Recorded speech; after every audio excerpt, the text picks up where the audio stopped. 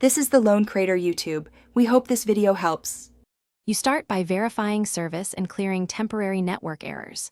Check Xbox Live status and ensure modem/router LEDs look normal. This rules out outages.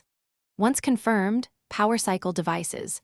Unplug modem for 30 seconds, then router for 30 seconds, then reboot your Xbox.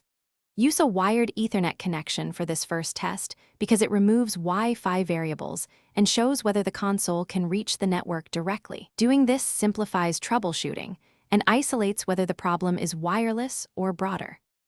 Once done with hardware checks, dig into the Xbox network settings to find the error type.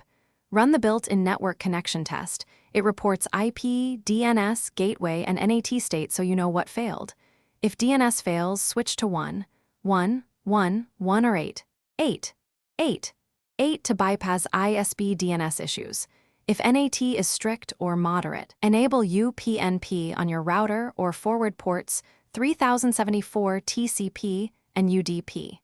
This opens the necessary pathways for matchmaking and party chat, which is why NAT matters.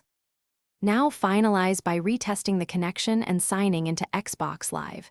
Install any system updates because outdated firmware or system software can block services. If issues persist, clear and factory reset network settings on the Xbox to remove bad configurations, but keep your profiles backed up to avoid re-download time.